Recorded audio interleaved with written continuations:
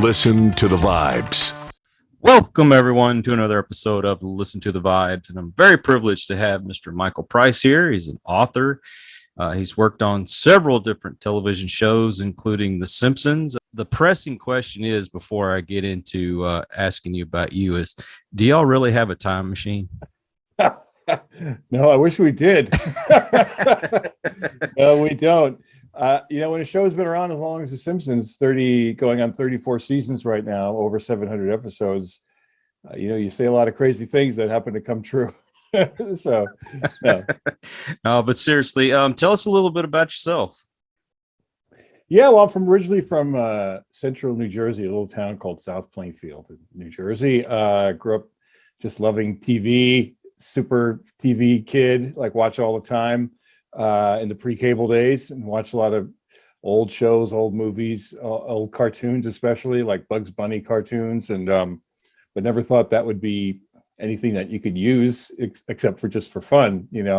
I went to college as a theater major at a college in New Jersey called Montclair State, and then went on and did graduate school for theater as well as a director at Tulane University in New Orleans. But then after that, I just didn't quite know what to do, and I always admired comedy, and I got involved in doing improv and sketch comedy when I moved back to the New York area in a company in New York called Gotham City Improv.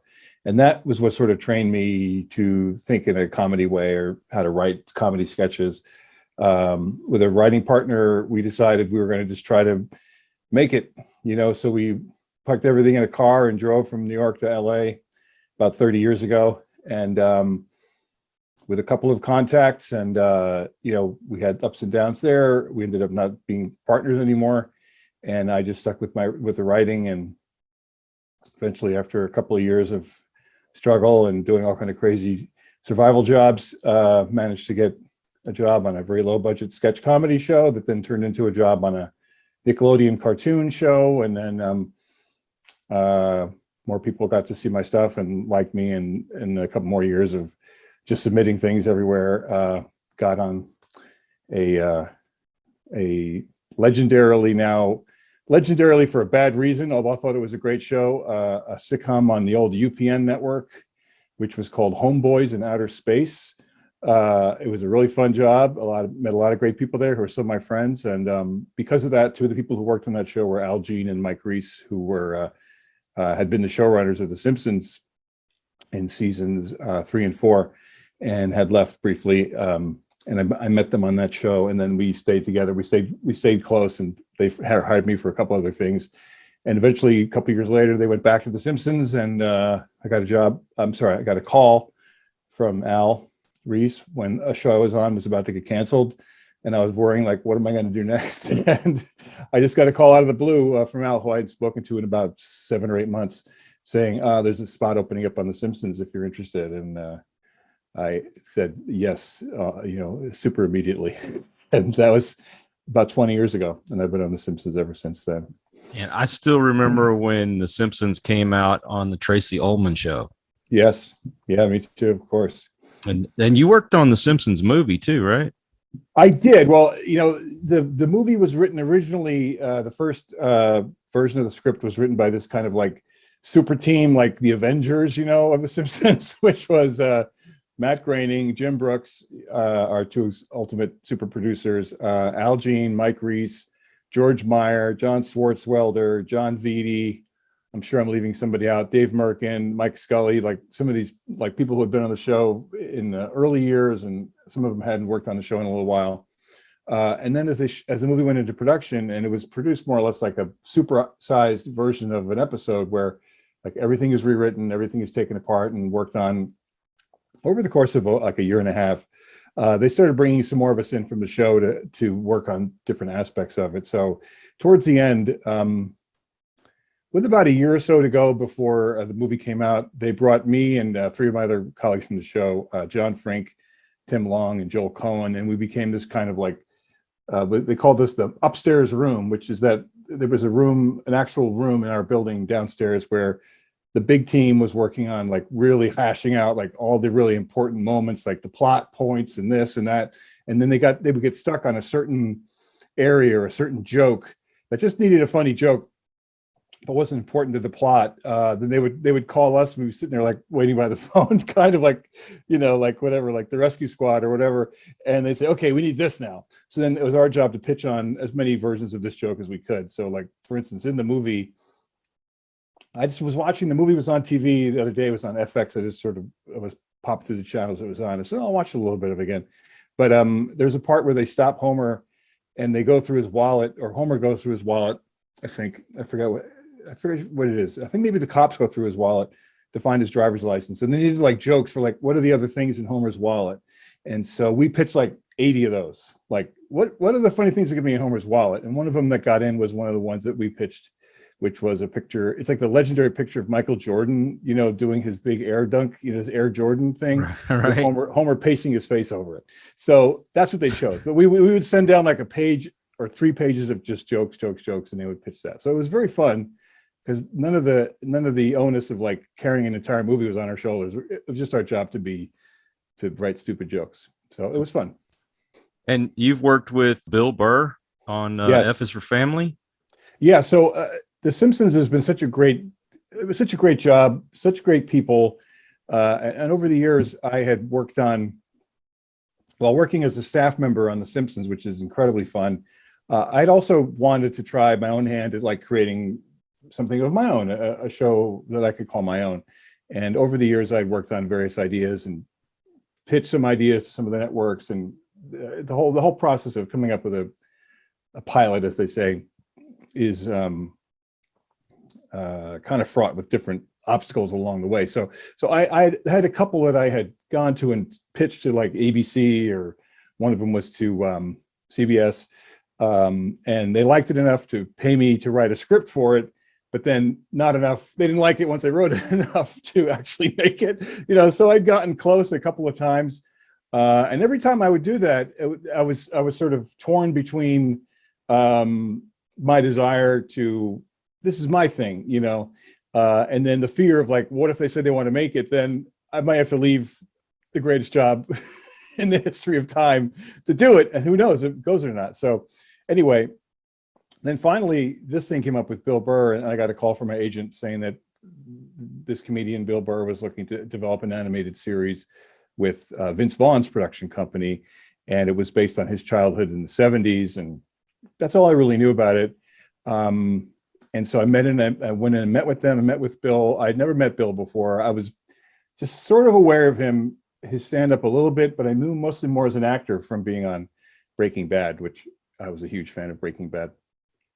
And we had a meeting, and we just had to hit it off, and our references were very similar. And I'm from the East Coast. He's from the East Coast. I'm a little bit older than him, but we had the same kind of feeling of like what it was like being a kid back in the 70s and 80s, and when you were able to sort of just run around and leave the house in the morning and come back when the lights came on and all that kind of stuff. So we hit it off, and then he said he wanted to work with me on developing the idea, because Bill he's amazingly funny, had all these great experiences, but he didn't really know the ins and outs of what it was like to write a half-hour TV show or animation. So that's why they brought me in, and we just developed the idea and took it around, and thankfully Netflix decided they wanted to make it. And then again, it came to like, oh no, like it was like my dream came true, but now do I have to leave The Simpsons? And The Simpsons was so nice and wonderful that they let me essentially go away, like take a sabbatical or whatever you want to call it, for like 5 months to go off and just work on the first season of F is for Family. And then they told me, okay, when that's over, you can come back and your job will still be there. So that's what I did. And then the show just kept getting picked up for second, third, fourth, fifth season. And each time I had to go back to my boss at The Simpsons and say, do you mind if I do that again? And they were great. They were wonderful. So I was able to sort of be in both worlds simultaneously. And I can't thank The Simpsons enough for giving me that opportunity to do that. I mean, The Simpsons has basically become a part of our culture. Like you said, it's pretty concrete to have a job there, but it had to be freeing to be able to do something that you could kind of say is your own. Oh, it was a dream come true. Not only because it was something of my own, but it was something that I really, really deeply personally identified with. So if you're familiar with the show, it's set in the early 70s in a suburban town.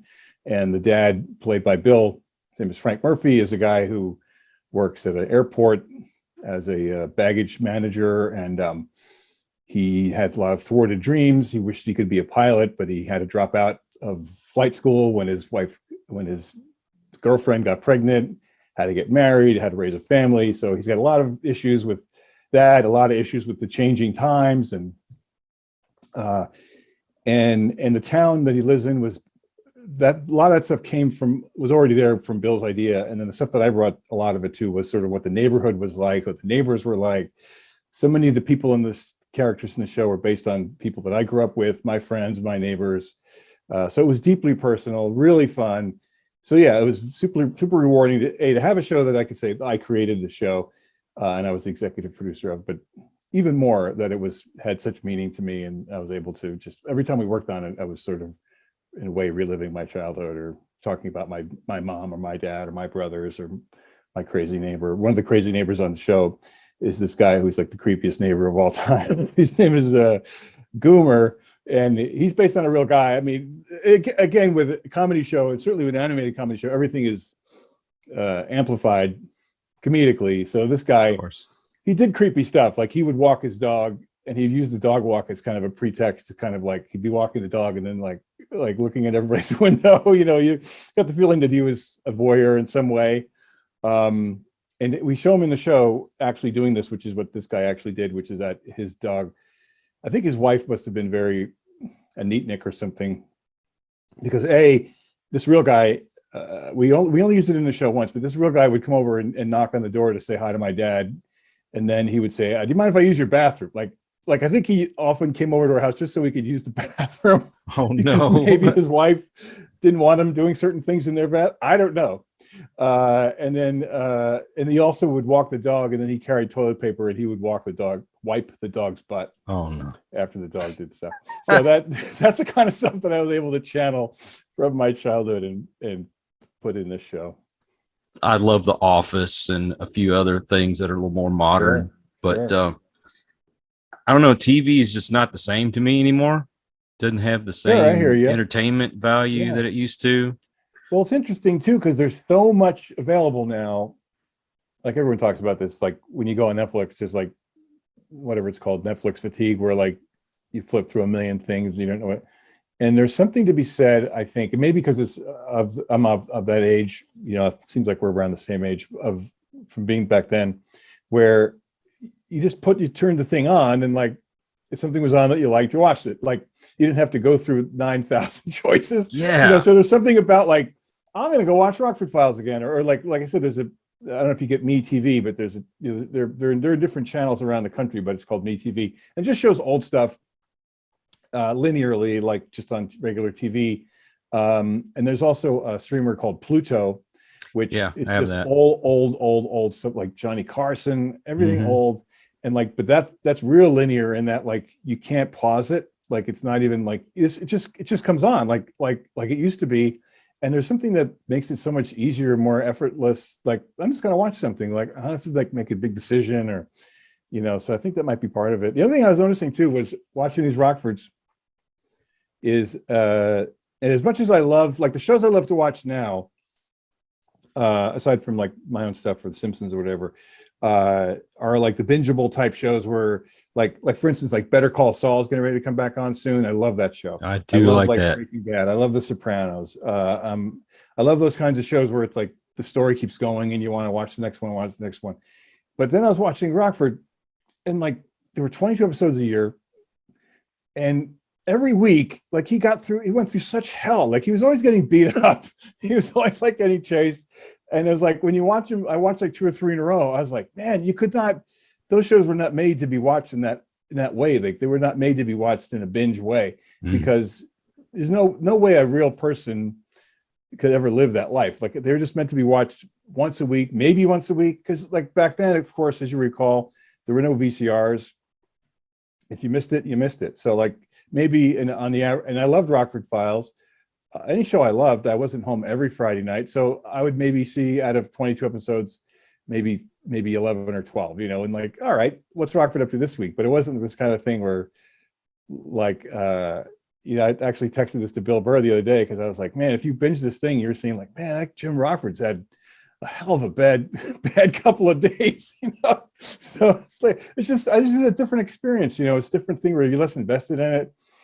It's interesting because Simpsons is a show that certainly has benefited from, and in a way, I don't know, well, like having the fan base of like people super invested in it, who love it, who hate it, who love the old episodes, who maybe don't like the new ones so much, but still watch it, still comment about it, memeing and everything. And it just seemed like in those days, if you like the show, maybe you had your friends or your family you would talk to about it, but there wasn't a place where you could just go and talk to the whole world about it or be chimed in. Like you just watched it, and if you didn't like it, then you didn't watch it. Like it just seemed like it was just a different way of experiencing things back in those old days. You kind of have to keep up with pop culture and things like that when you're doing those shows, don't you? Absolutely, yeah, for sure. Especially Simpsons, which is now, like I said, we're now writing episodes that will be in our season 34, which is crazy. Insane. It's insane. And upwards of 700, and we're in the back 700s now. We're like up to episode 760 or something like that, which is also insane. So, but the lifeblood of the show, aside from the relationships of all the funny characters of Homer and Marge and Bart and everybody, is I feel to be satirizing or talking about what's going on in the world now, and so I actually wrote an episode that was on earlier this year. I'm sorry, it was on about a year ago, where this is getting off into a little bit of a tangent, but that it was about Homer, and it was based on a thing we'd heard about a guy who had got a hold of all these defunct robot bears from Chuck E. Cheese's, and retooled them and made them again and everything because he had nostalgia for Chuck E. Cheese. And so we had Homer do that. But in the version of the show, Homer, and when he was in high school, worked at a place like that and helped maintain the robot bears at this place called Razzle Dazzles. And so we did like a flashback to Homer being a teenager. But because the show is now taking place now in 2022 or 2021, and Homer's around 40, so when Homer was 15, that was 25 years ago. So that was like 1995 or 96, So we had Homer as a teenager living in the early 90s, and he had like a Digital Underground poster on his wall, and he was into hip hop and and rollerblading and everything. And people went nuts. They went insane, hating it. Some did, because no, Homer will always be. There's episodes from the early seasons of the show where sorry, Mike, I'm glaring here. Where Homer and Marge were high school kids in the 70s, and they went to see Star Wars and all that stuff, and that made sense when the show came out in 1990. But now the show's out in 2021. That version of Homer wasn't in high school in that if the show had kept going that way, that version of Homer would be in the 60s now, So anyway, I feel, and a lot of us feel on the show, like the show is always kind of like on this Mobius strip of like time moving forward. Every episode takes place now in the year 2021 or 2022, and those are the references. So Bart Simpson is a 10-year-old who, according to the Bart of today, would have been born in 2011 or 2012. So. People don't like that. People say like the show should have ended years ago. So that's fine. That's the way they believe. But I think for us, like we feel like the show is kind of like a organism that keeps moving forward and living in the moment. So we, like you said, we try to stay current on what's going on out there in the world, and use the show as a vehicle to have some fun or make a point or satirize what the world is we live in now. I think if we kept making jokes about referencing things from the 70s, well, that was if the family did that, but it wouldn't. There's no way the show would still be around now. How do you change your creative way of thinking? Because you can't do the same thing on F is for Family as you can on The Simpsons or any of these other shows. I mean, how do you do that?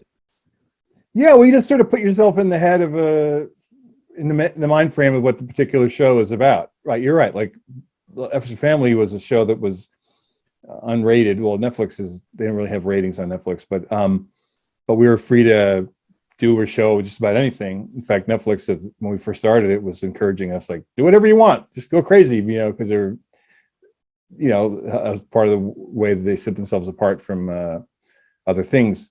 So, and The Simpsons, we can't do that. So it's not that hard to do, just sort of put myself in a different frame of mind. Like, okay, I'm thinking Simpsons today. I'm thinking this today, and luckily it's not like a live show or anything. So, we can sort of say, like, we can pitch something that wouldn't be, we'll pitch some things on The Simpsons all the time that, like, you sort of say it just as a joke, but like, there's no way that could ever be really done, but so we were able to sort of filter things out. And well, you have to censor yourself. Yeah, you have to. Yeah, you have to. We're still on, even though, like I said, there's no broadcast TV anymore, but it's still a network. So The Simpsons is still on the Fox network, and we're aware that, a lot of kids watch the show too. Like a lot of young kids watch The Simpsons. So there's certain things that we won't say or do, but on That's Family, we could do just about anything. And you've been on the show for 20 years, and I bet it seems like it just flew by. It does. Partly too, because most shows will have like a seasonal feeling to them where, like your traditional network TV show will start working on the new season, like sometime in like June or something. Mm-hmm. And then you make all your episodes. And if you get to do a full season, which not many shows do that anymore, but then you're done by like March, let's say. And then you have what's called a hiatus for like 2 or 3 months. Then you come back and you go, okay, now we're starting the next season. But the nature of animation is that the shows are always being in process of being worked on in one way or another. And so we have there's never like an end of the season thing for us. It's never like, okay, that's it, see you in 3 months. We're always working. So like we get time off. We're able to take vacations and stuff like that. But like, yeah, one season just kind of morphs into the next. So there's never that kind of delineation of like, okay, this is season 1, this is season 2. Like on Epstein Family, the way that show was made was that we would make all the episodes and then they'd come out and then we'd wait a couple of months to hear if we're going to get do more and then make more. So that was a real, like, that sometimes a year would go by in between working on the seasons, more than a year. But on Simpsons, it's like, it's all just one big ocean of time, Yeah. So I'll be like, oh, we did that show, that episode was blah, blah, blah. That was like what, like 4 years ago? And you look it up, no, it was 8 years ago, that kind of thing. Yeah, it must be nice that you don't have to look at it in a particular order to keep up with what's going on. No, that's true. That's very true. Yeah, that's one of the, I think that's, people ask sometimes, like, what are some of the reasons why The Simpsons is still able to be around, for so long. And I think part of it is the genius, and I wasn't there when it started, of course, but the way that it's the whole setup of it is a genius thing where, the characters never age. Although I did say, like, we slowly slide the time scale forward, but Bart will always be 10 and like that. And that every episode is more or less in a self-contained own little mini universe, it's a little mini movie in a way, and that at the end of the episode, everything is more or less back to the way it was at the beginning. We have some continuity, like a slight bit of continuity sometimes, like some characters have died. Right. Maud Flanders died. So, but then she comes back as ghosts and flashbacks and things like that too. But aside from that, it's just every episode is its own, and you could conceivably watch a season 30 episode and a season 3 episode next to each other, and it would hopefully feel like the same show. Well, and you had Sideshow Bob to Sideshow Mel, and right. What do you like to do outside of all this craziness? Well, the only thing I really follow, and it's a little rough night now because they're going through their own turmoil, is baseball. I love baseball. I love the New York Mets. That's my team I grew up with, rooting for back east. And and my son, who grew up here in LA, I methodically made sure he would be a Mets fan, which he is, even though he's living in a city where the Dodgers, have been to the World Series like 5 times in the last 6 years.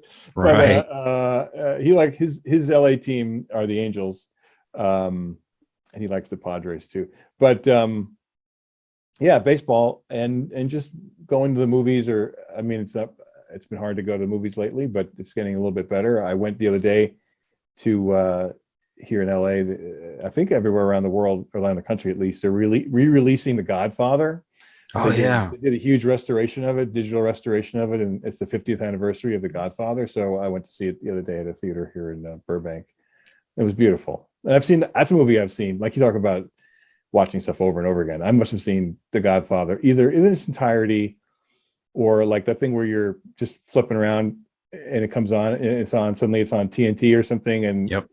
it's halfway through. Oh, I'm just going to watch the rest of it now, like that. So I've seen it either in its entirety or bits and pieces of it, probably 20 times. But it was still great to see it on the big screen. So I like to do that, or go to the legitimate theater, because I come from an acting and theater background. So whenever I can here in LA, or occasionally when I go back east to visit my family, I'll go to New York, just take like a weekend in New York City and go to see as many, shows on Broadway as I can. Oh, of course. Yeah, I'm with you. Godfather or Godfather Part 2 comes on, I got to watch it. Godfather 3 I'll watch, but I'm not a big fan.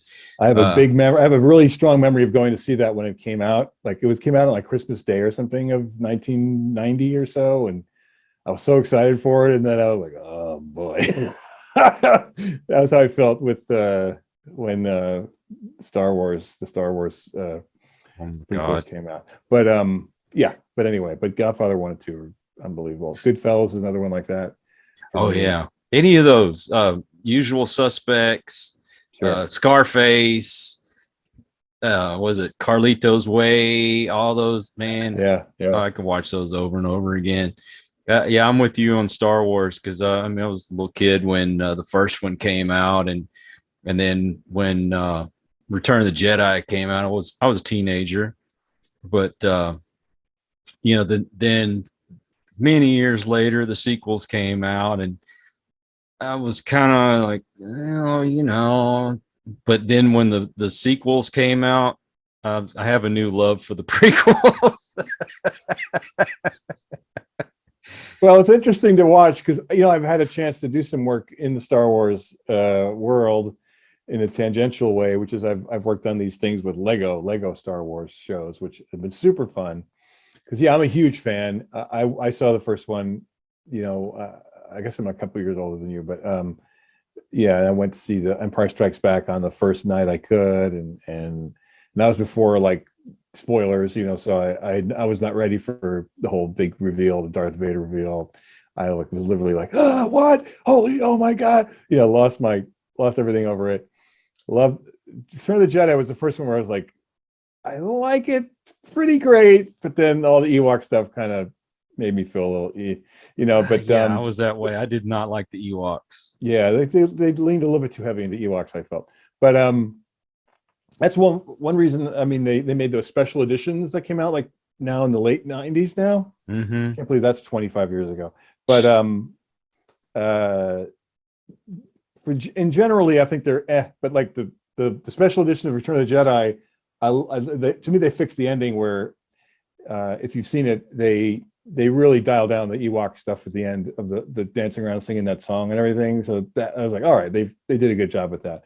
But anyway, I had a chance to do some work with Star Wars, and so and a lot of the stuff that I did in these early Lego shows I did was taking shots at the prequels, and like the one of the shows I did was about it was a thing, kind of a recap of the Phantom Menace, where the setup of it is that like it's after all the other stuff happened at Return of the Jedi, and they're all hanging out together, and Luke Skywalker asks C-3PO, tell us what it was like. What were the Clone Wars like? And he's like, well, I'll tell you. And he starts to talk, and he goes, it was a very exciting thing. And then and they go, and then he goes, the taxation of trade routes was being debated, and they all start falling asleep. So I mean, that's how I felt. But then it's interesting that you say, because like it's all generational, because like I would see people respond to these things who they were kids when Phantom Menace or Attack of the Clones or the other one came out. that's their Star Wars, so they love those movies, and they don't think they're terrible at all. They really get into those. And so that's what's happening now. A lot of the stuff that's even going on in these new batches of these shows, which are also on Disney Plus, if your grandson lets you watch. It's like Puppy Dog Pals. I'm sorry. Mandalorian and Boba Fett, and some of the other things are not rehabilitating, but taking some of the stuff from these characters from that Clone Wars era and putting them in, and people love that stuff. So, I got equally super excited when the new ones came out, the last three, and some of those I like better than others. I thought Rogue One was the best of all. I did enjoy the batch of the most recent ones. That's the one I really like the best. My grandkids do like all those Lego movies. I've seen the Star Wars ones, the Batman and all that stuff, and that's got to be a big change, because most of the stuff you do is kind of more adult oriented type stuff, and now you got to do kid stuff. But that was still really, gonna be fun, right? That was really fun, because the Star Wars ones that I did were on purpose, at least from my point of view. Like visuals of it are kids can get into, and a lot of the like the first one I wrote was called the Padawan Menace, and the main characters were all kids in it, and they were these kids who were like on a field trip to the Galactic Senate during the Clone Wars era. And anyway, but at the same time, coming from a Simpsons point of view, and also looking at like a lot of those movies, a lot of those shows were kind of inspired too by the point of view of, if you've seen any of the Robot Chicken parodies of Star Wars. Yes. Super funny, super funny. But that kind of same thing of like, so it's hopefully if you're watching it, like if you're an 8-year-old or 9-year-old watching it, you just get off on like enjoying, oh, this is fun, and spaceships and everything, and all the Star Wars characters. But at the same time, there were plenty of jokes aimed at the adults watching it who were familiar with the movies, and little references to little jokes here and there about, deep cut references to the movies and stuff. So that was super fun to do those. I did notice in some of those Lego movies that the jokes would go over the kids' heads, but the adults would be like, I get what they're talking about. Yeah. But it even goes back to like me as a kid watching like Bugs Bunny cartoons. Oh, yeah. Which were made like for a general audience. Like they were not made for kids. I mean, they would be, a Bugs Bunny cartoon back in the day would be like in front of a Humphrey Bogart movie or something, so similar thing, like the animation is slapsticky and fun, but the references and were all like over a kid's head. So I was definitely inspired by all that. Any plans for anything else that you want to do on your own? Well, I'm always like on the lookout for something new, and meanwhile The Simpsons just continues to keep moving on, and there's a couple of things that I'm thinking about that would be fun to do, but nothing. I mean, this business is so crazy that sometimes you may come up with an idea for a thing and tell somebody about it, and they go, "Oh my, that's great, yeah." And then maybe like it takes like 5 years for it to come out. Mm-hmm. I was just watching the SAG Awards the other night, which I like watching award shows. But there was somebody got an award for a movie. I can't remember which one it was. It might have been the one with Jessica Chastain about Tammy Faye Baker. And she said, I've been working on getting this movie made for 10 years. Wow. And I was like, that's about right. But it takes a long time. So just as a way of saying, like, I've had some thoughts about things. I've worked on some stuff that may come to something someday or may not. You never know. But that's why I keep, thank God for The Simpsons. And hopefully The Simpsons will keep moving forward. Well, thank you, Mr. Price. I really appreciate you coming on. It has really been an honor. Anytime you want to have talk about those old cartoons or Star Wars, I'd love to. Anytime you want to have me back to talk about that, we'll just spend an hour talking about Looney Tunes. You're always welcome to come back. And for all of you out there, if you're new to the channel, thank you for stopping by. Please subscribe. For those of you who are regular, thank you for your support. If it weren't for you, we couldn't do what we do. And so until the next one, everyone, please take care. Be kind to one another. God bless and peace. We hope you enjoyed this episode of Listen to the Vibes. You can catch us on Buzzsprout or wherever you listen to your favorite podcasts. And on YouTube. Follow us on Facebook at The Vibes Broadcast Network